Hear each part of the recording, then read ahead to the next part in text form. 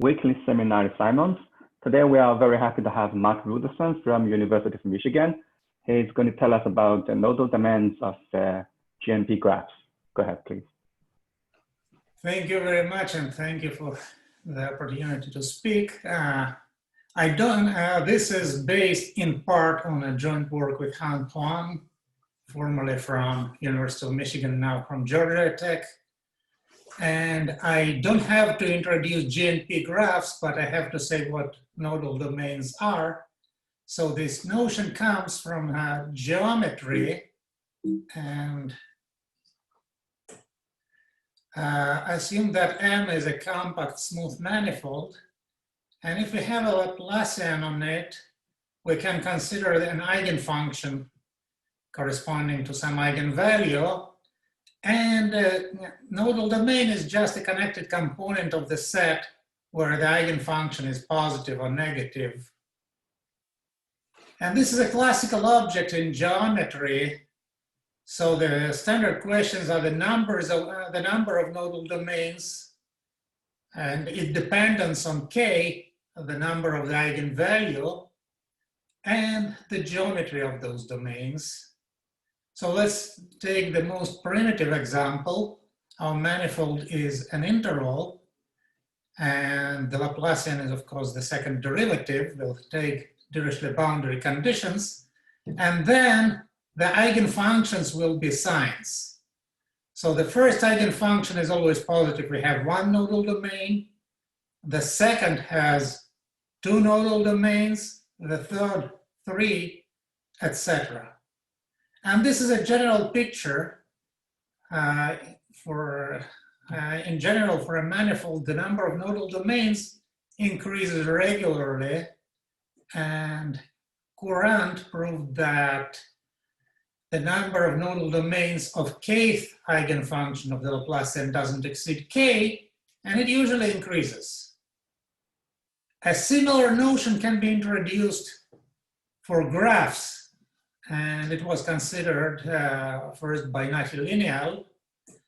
So we take a graph, and for the graph we introduce the adjacency matrix, putting ones where the edges are and zeros otherwise, and then define the Laplacian as a mock Laplacian for the manifold.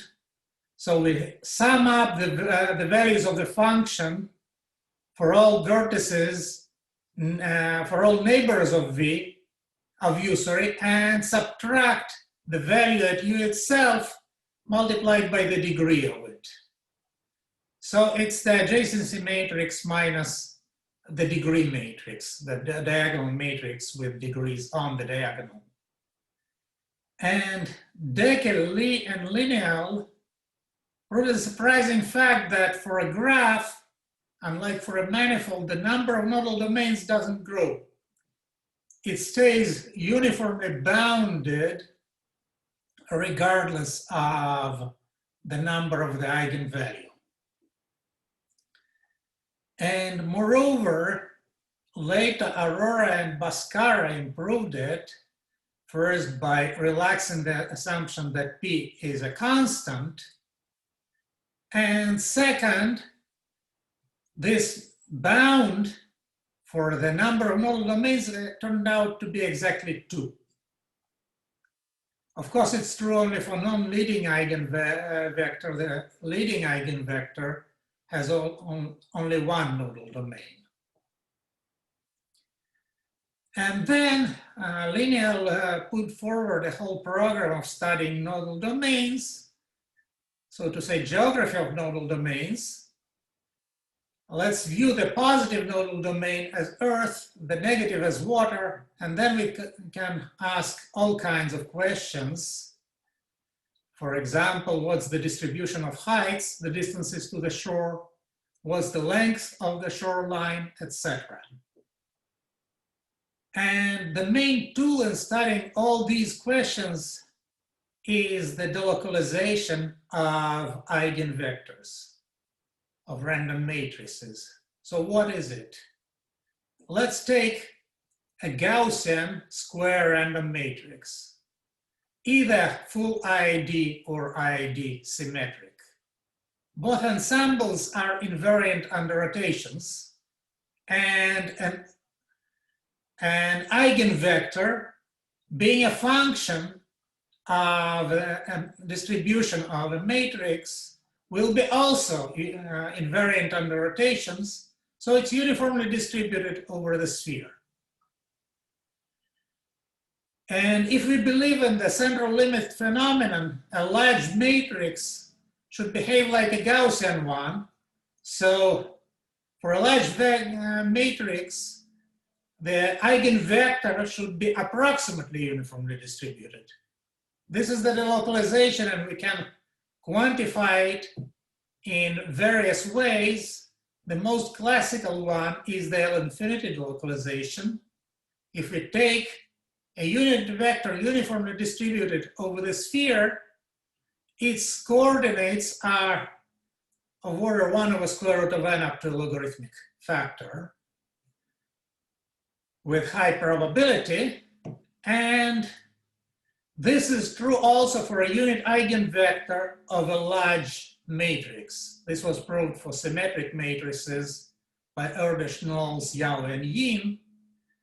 And it was proved jointly with Vershinin for the matrices with ID random entries. So the L-infinity delocalization rules out large coordinates. There are no spikes. But there is a complementary notion to it. We want to rule out also small coordinates. We want to say there are not many of those, so there are no gaps in the support of the eigenvector. And this is supplied by no gaps delocalization. So for any set J, which is sufficiently large, this set supports a non-negligible proportion of the L2 norm. This is very easy to show for a uniform vector on the sphere, and it turns out to be true also for the eigenvectors of random matrices. And it was proved jointly with Vershinin for a very large class of random matrices, including full IID, IID symmetric, IID skew symmetric, etc. So if the set of coordinates is large, relatively large, then indeed it supports a non-negligible mass, or and the mass depends only on the proportion. And actually it's true at the same time for all sets J of a given cardinality. 6 sevenths and 6 are here definitely suboptimal, but we didn't chase the optimal bound here. And so one type of delocalization rules out large coordinates, another type rules out small coordinates, and these two work in tandem. To show it, let's do a very short proof of Dekel Arora, Dekel Lineal Arora Bhaskara theorem. So let's prove that any nodal domain, any non-leading eigenvector has only 2 nodal domains. We'll do it in 2 steps. So first, let's take the largest positive nodal domain and the largest negative nodal domain, and then consider the complement of those, this junk set. And our aim is to show that this junk set is empty. Let's take a smaller step for a moment, and let's show that it is small. Actually, it is about log squared n. And this is just combinatorial probability 101. We don't need any random matrix theory for it. First, how many components are in this set W? How many nodal domains? Two nodal domains of the same type, say two positive nodal domains, cannot be connected, and otherwise they will be one nodal domain.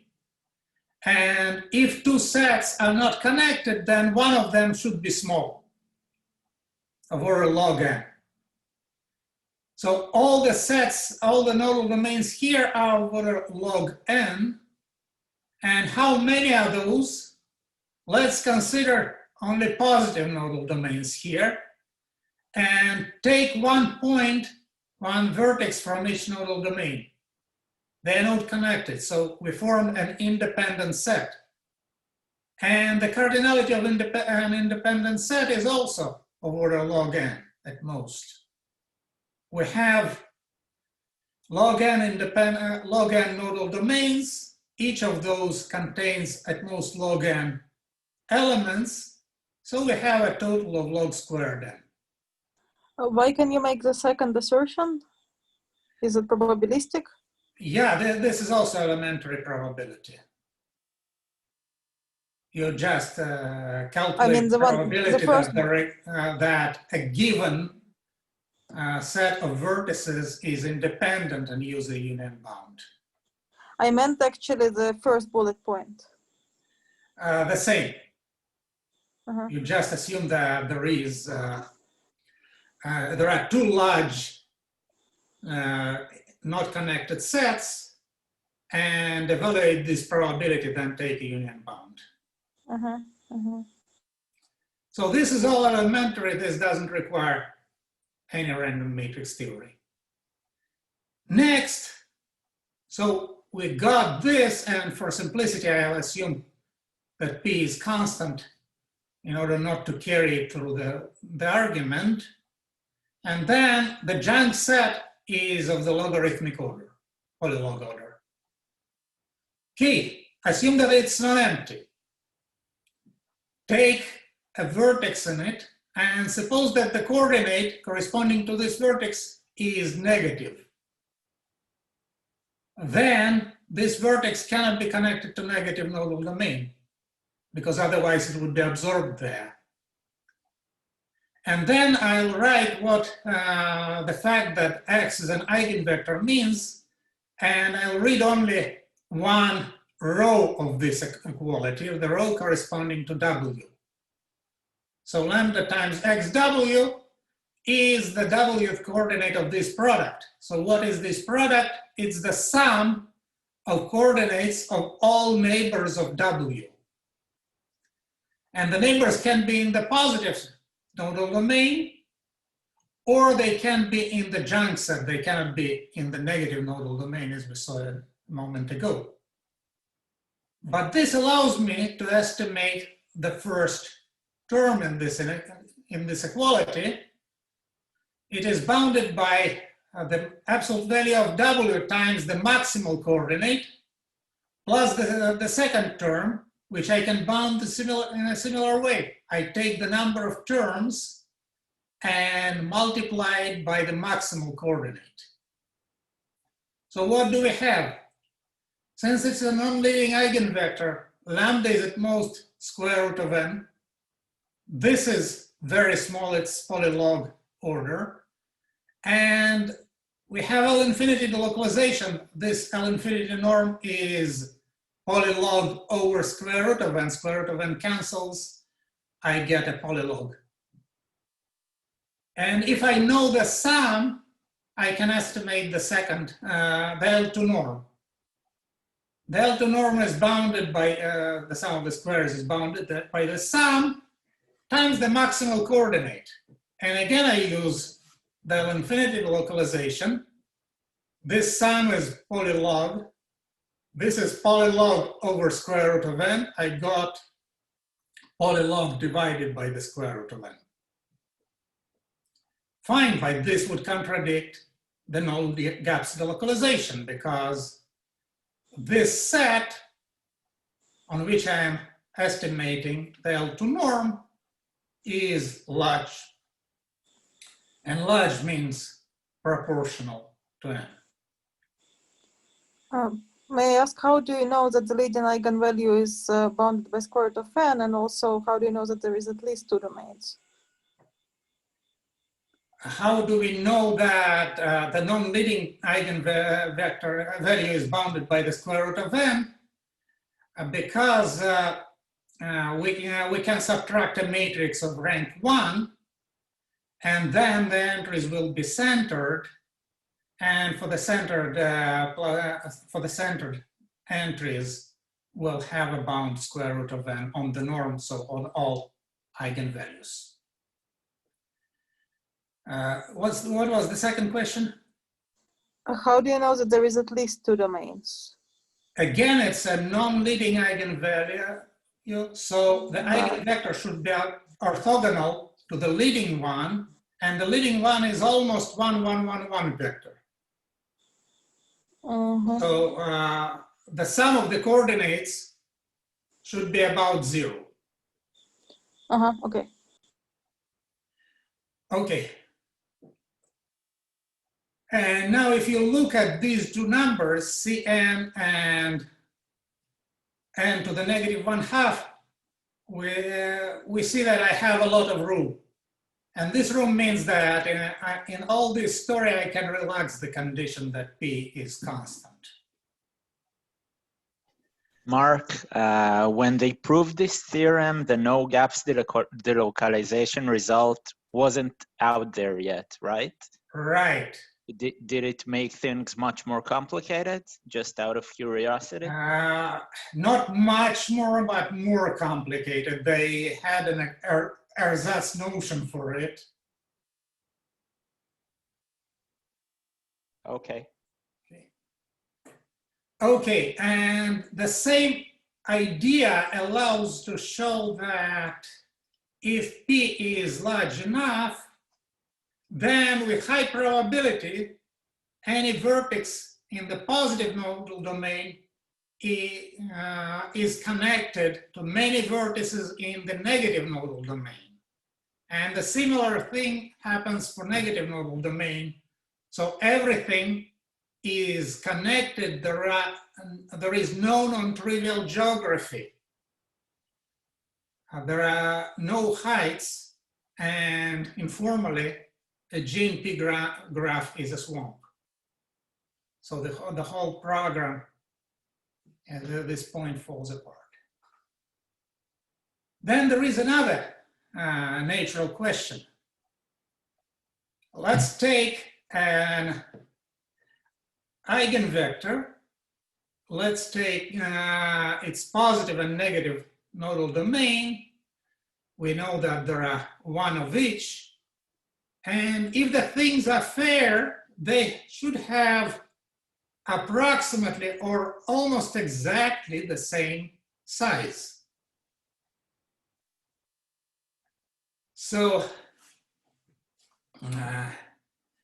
is it true that the size of the positive nodal domain is more or less the same as for the negative one? And we know the tool which is used for this purpose, it's delocalization, but if we try to use it, it doesn't work. Let's imagine the situation that an eigenvector looks like this. We have 2/3 n coordinates which are positive, and 1/3 coordinates which are negative. And the size of the coordinates is about 1 over square root of n. First, this vector is orthogonal to the vector 1, 1, 1, 1, which means that it may be a candidate for an eigenvector. Second, it has no large coordinates. It doesn't violate the L infinity delocalization.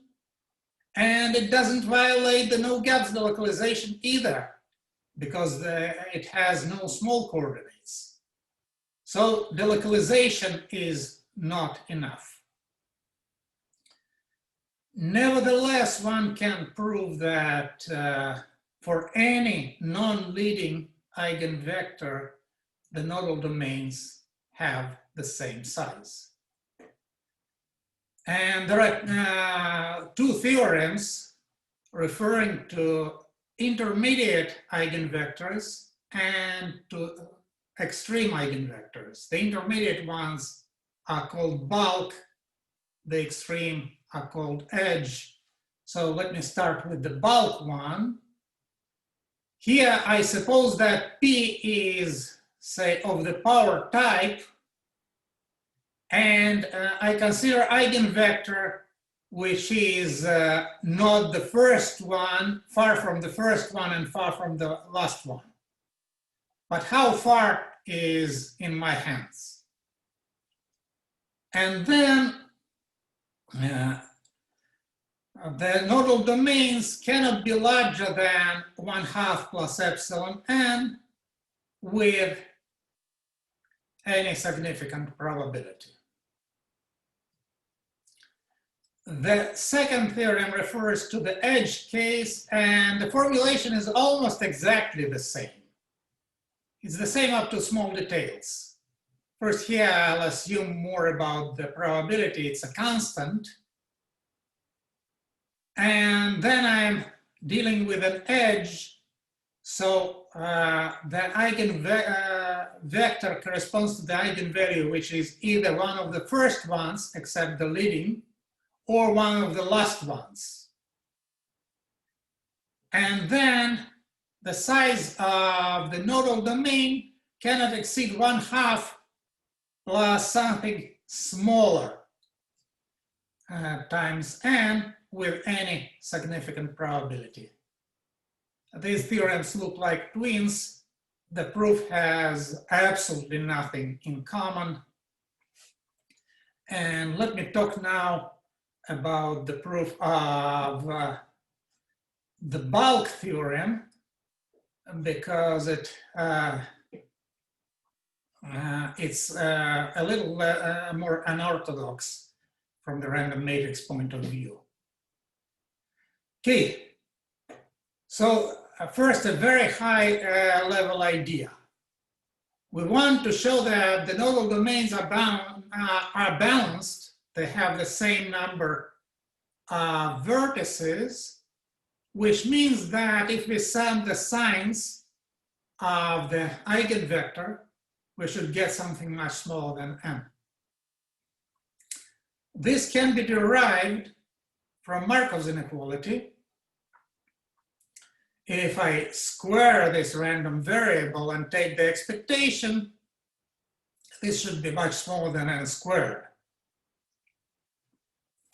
Now I can develop this square, and what I will need is the expectation of the sign of the product of two coordinates is of small of 1. A sign is not a good function, it's not even continuous. So instead of a sign, we can try to approximate it by an odd polynomial, prove the same equality, that is so small of 1 for the expectation of an odd polynomial, and then estimate the error which we make by replacing the polynomial by a sign. Unfortunately, it wouldn't work as it's written because the error is too large, but this is more or less what we are going to do, and indeed our proof goes in 2 steps. First, we are going to show that the expectation of the polynomial is small, and then we will approximate. Why polynomial? There is already statement for polynomials in random matrix theory. And if you take an eigenvector of a GMP graph and project it onto a deterministic direction, then this projection is more or less normal. And formally, if you take a polynomial of the squared projection, its expectation is almost the same as the expectation of a square of a normal random, standard normal random variable. Very good, we have an information about polynomials. And now what we need an odd polynomial. Remember, we approximate a sign. And we need that with high probability, this polynomial is small for most pairs of coordinates. So let's compare what we have to what we need. There are two problems. The main problem is that it's not just an arbitrary polynomial, it's the polynomial of a square.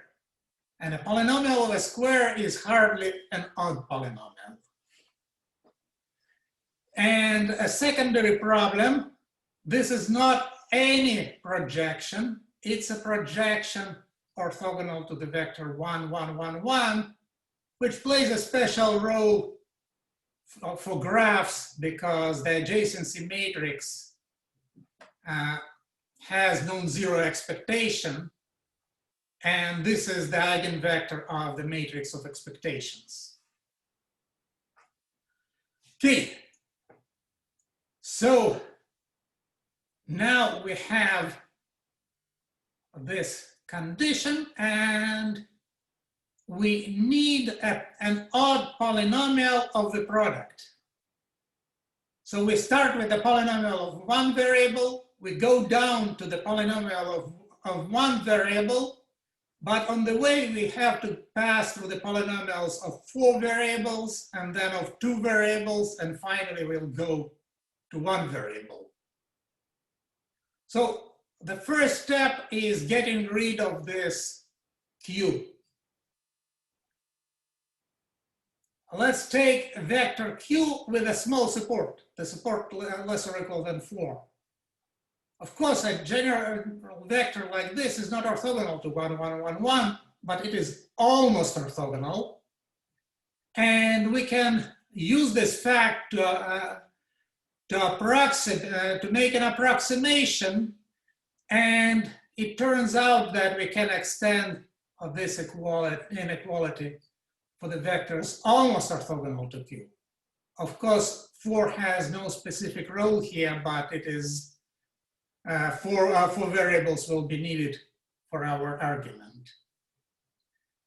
Now we have it for any Q, and we interpolate over several values of this Q, and this allows us to prove the same statement for any polynomial of 4 variables. Good. For any even polynomial. Now let's consider an even polynomial of 2 variables. And I want a stronger statement about this even polynomial of 2 variables. Let's introduce the deviation of the value of this polynomial on the coordinates and on 2 independent Gaussian random variables. This is a random variable, and it turns out that if I take distinct indices I, j, k, l, these 2 random variables will be almost uncorrelated. They cannot be independent because they come from the same eigenvector, but they're almost uncorrelated. And the reason is that when you develop this expectation, each f depends on 2 variables, you get a polynomial of 4 variables, you can use what you already know. Okay. And this lack of correlation allows to show that with high probability for most pairs, ij, the deviation of f from the expected value of the polynomial on the pair of independent Gaussian variables is small. So these were non-trivial steps. The third step is trivial. Let's finally pass to one variable. And let's take an odd polynomial, as we always wanted. And the polynomial will be just, the polynomial of two variables will be just f of the product. If f small is odd, f capital is, of course, even. We are in the previous setup. And moreover, the expectation of this new polynomial of two variables will be 0 because f small was odd. And then we got that with high probability, for most of the pairs, f, the value of this polynomial on the product of the coordinates is small. Or we can pass to the expectation, but this time we take a different expectation. So with high probability was over the matrices, now we condition on the matrix or on the graph and take expectation with respect to random pair of coordinates. And we know that this expectation is going to be small. We want to infer that the same expectation for the sign is small. So we are done with the pre-processing step and with this evaluating of the polynomial. Now the second step is approximation. And of course, if we know the statement for polynomials, we approximate the sign by a polynomial and use the fact for the polynomial. Good. But we cannot approximate a sign by a polynomial everywhere. There is one region where this approximation goes bad. It's a region around 0, but this is a relatively harmless region. We have no gaps delocalization, which tells us that only a few coordinates are here. So we can say that the contribution of these coordinates will be small. And then we have another region where the approximation doesn't work. It's the large coordinates, these two regions.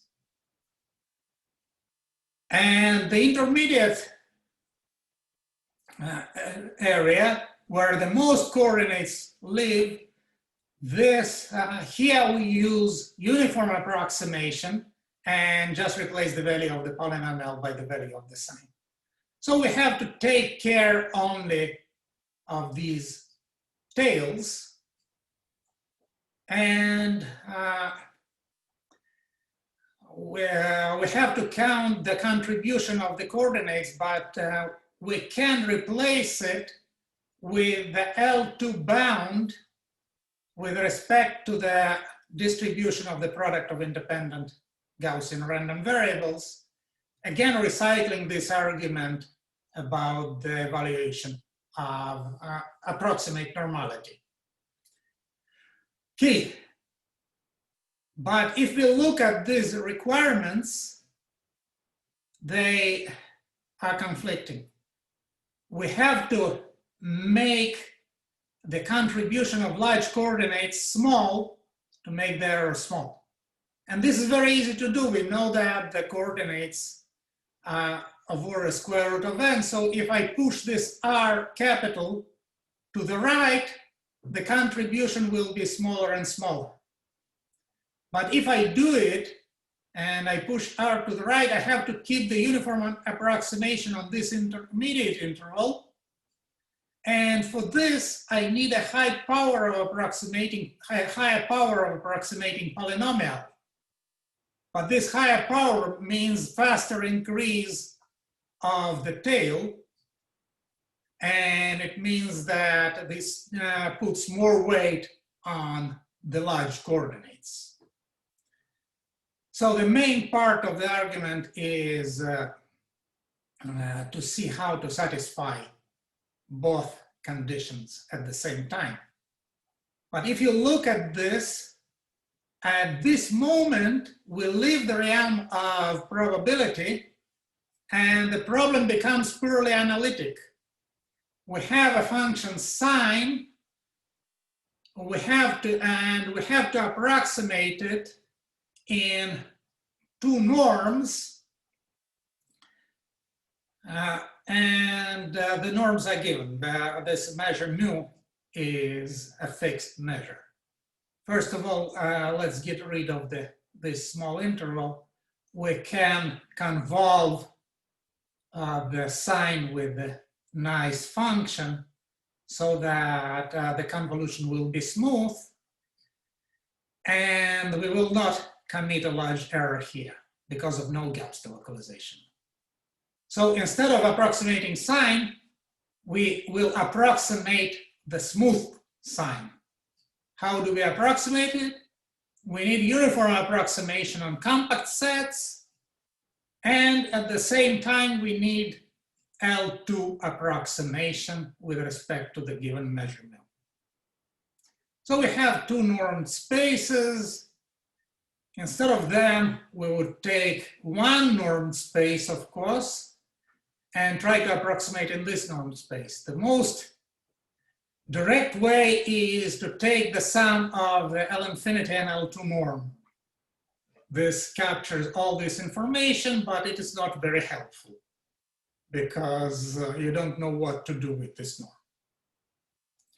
Instead, we'll take the Sobolev space norm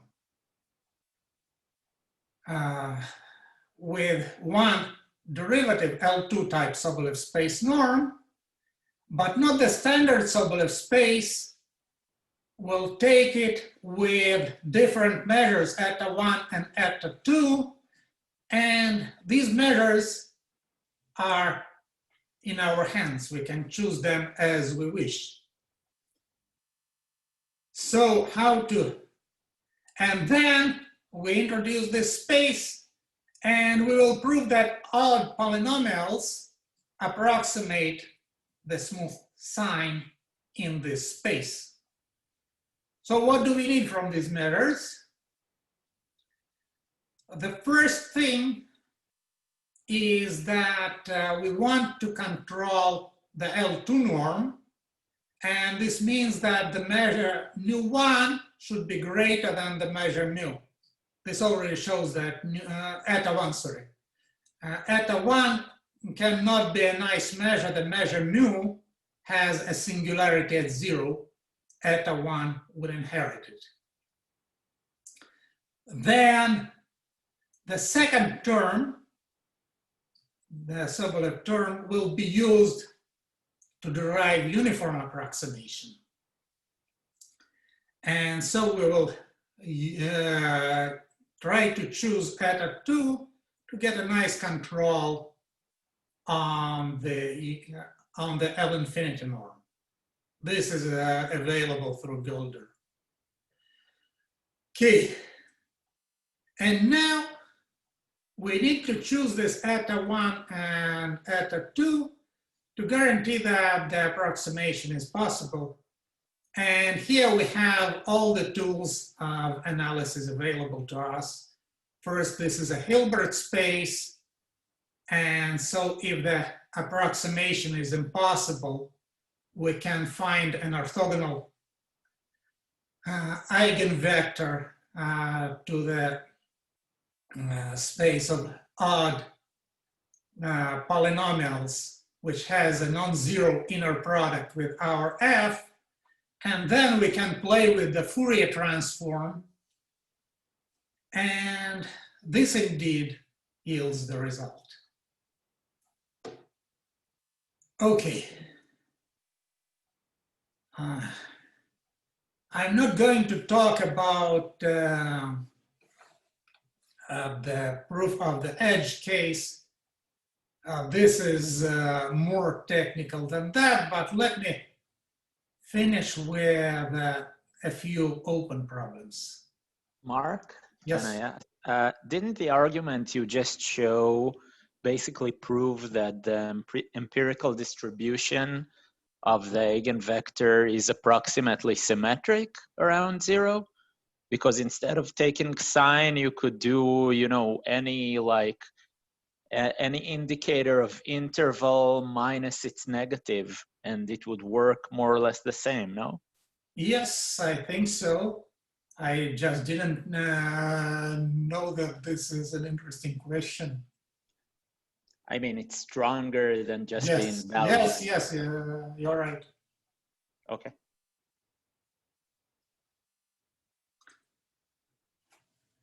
Actually, instead of this smooth sign, you can put many things. They are not necessarily indicators. They should be of a moderate growth. Okay, so let me, at the end, discuss a few open problems. First, I already said that we can relax the condition that P is constant in Dekel, Linial, Arora, Bhaskara theorem, but how much can we relax it? The random matrix part seems to go through for all polynomial P's. But we started with this trivial step that the junk set is relatively small, and all we got was this estimate. And this estimate is vacuous if P is small. So we don't have a start. And indeed, we don't have firm results, but numerical experiments done independently by Han Huang and Nodal show that if P is small and the eigenvalue is at the negative edge, then there are multiple one-vertex nodal domains. Why negative edge? This is because for this case, it's feasible to run a simulation. Probably it's for all negative lambdas. And of course, it's hard from the simulation to say where this phase transition lies, but Ronen conjectured that it is of the logarithmic order. The edge of connectivity is log n over, the phase transition for connectivity is on the level log n over n. And here is another phase transition on the level c log n over n, this conjectured phase transition with c greater than 1. The second question is the geography of nodal domains. And I said that one can prove that it is trivial if P is large enough, but as P becomes smaller, again, the only thing we know because of Han's experiments is that at a certain level, this breaks down and a non-trivial geography appears. The positive and negative nodal domains acquire depth. Again, where this phase transition lies, we do not know. But in both cases, these are sparse random graphs. But there are problems also for dense random graphs. And this is a problem posed by Linial. Let's consider any graph, a deterministic graph, and its partition is called inner if any vertex in one part has more neighbors in the same part than in the other one. And outer if the opposite happens, any vertex in U has more neighbors in W than in U itself. It's not obvious that such partitions exist. Actually, the fact that the outer partitions exist is not an easy, but a homework exercise. For inner partition, the picture is much harder. And the conjecture of Lineal suggests how to find these partitions, in particular algorithmically, if we take a positive eigenvalue, a non-leading positive eigenvalue, then the partition into nodal domains is an inner partition with high probability. And if it is negative, then the partition will be an outer one with high probability. Okay, I finished a little quicker than I planned, but let me stop here. Thanks, Mark. Are there questions or comments? I just wanted to ask two things. First of all, when you switched to the proof after you had stated your theorems with Han, I just didn't fully understand why is it enough to prove that the sum of coordinates of the non-leading eigenvector is small in order to show that there is two domains. It's a stupid question, I'm sure, but I just wanted to. If you sum the signs, what you do? For the positive nodal domain, for each vertex, you add 1. So you count the cardinality of positive vertices. For negative nodal domain, you subtract 1 because the sign is -1. So you subtract the cardinality of the negative nodal domain. And this difference should be much smaller than n. Okay. And I was curious, actually, for deterministic graphs, is there an analog of Courant's theorem? Obviously, it cannot hold in full generality because you just showed something completely different, but like under some conditions. No, yes and no. First, there is a precise analog of Courant's theorem. The number of nodal domains of kth eigenvalue does not exceed k. But Courant's, so the answer is yes, but the answer is no. Courant's theorem gives only an upper bound. It doesn't provide a lower bound. So it is at most k, but as we saw, it can be 2. Yeah. And is there a situation for a deterministic graph when it's also bounded from below by k, when it's like non-random in some cases, you know? Yes. I don't Take need examples, I manifold, mean, the theorem. Take its triangulation. Indeed.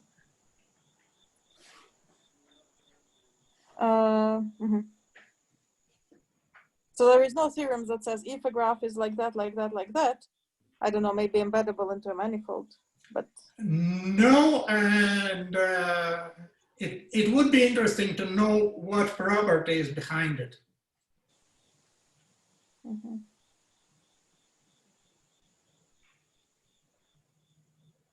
Are there other questions?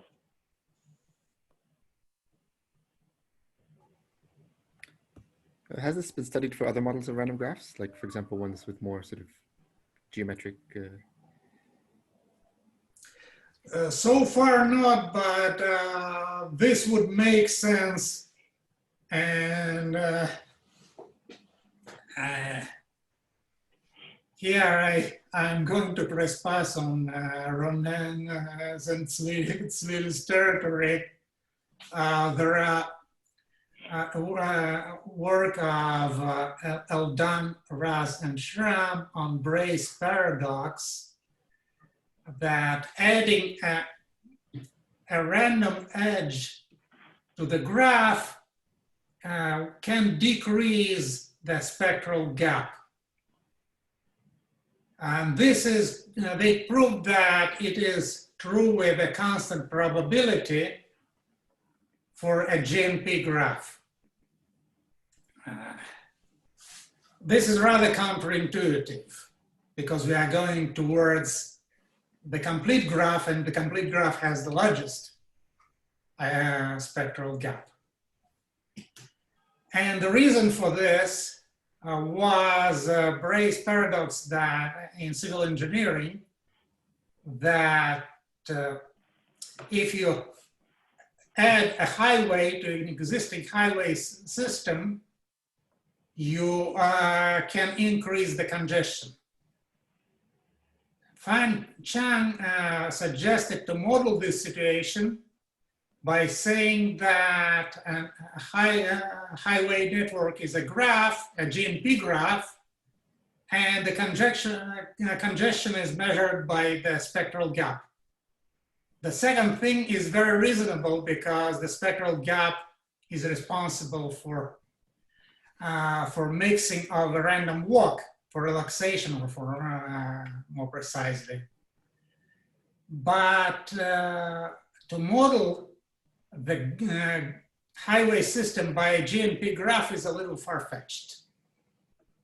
So it would make sense to consider other, so to say, double quotes, more realistic graphs. But so far, the only results exist for GNP because of independence. Okay.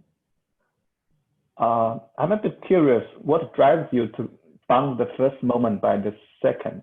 It just doesn't happen every day. Because the quantity is not positive. The first, is this bound somewhere else? You have to bound the absolute value of the expectation. Uh-huh. I see. It's because of the absolute value, you don't know how to deal with it, so you move to square. Is that the reason? No? Yes, as soon as you put the absolute value inside the expectation, you get the absolute value of a sign, and this is not very helpful. Okay. Additional questions or comments? Mark, about Lineal's conjecture, even if you relax like the definition a little bit, and you require like the inner and outer conditions to not hold for any vertex, but for like 1 minus little of 1 proportion of vertices, I think probably even then it's kind of like impossible to find such sets unless you look at like nodal domains, right? I don't know. I mean, it's kind of plausible that maybe the only sets, okay, I don't know. I mean, maybe not. It's just, it seems to me like too strong a condition that any vertex, even if you don't require all of them, but almost all of them, it's already a very strong condition. And that's probably satisfied by nodal domains. Okay, I don't. Maybe, I don't know how to show it. But by the way, for the outer nodal domain, for the outer partition, the existence is just pigeonholing. Mm-hmm. Ah, okay, I see. Inner is harder. Right. And a second question, do you think there's any hope to use this idea with the polynomials to show like a central limit theorem for the empirical distribution? The central limit stuff is actually done, and this is a different story because for the central limit, you take the limit.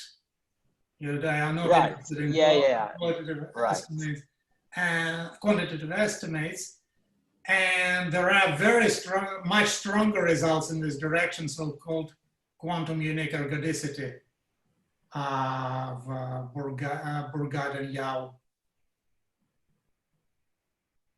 Okay.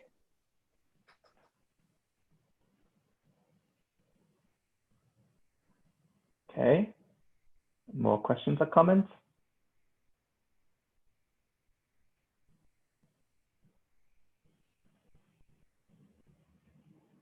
If not, let's thank Mark again. And that's it for today. See you next week.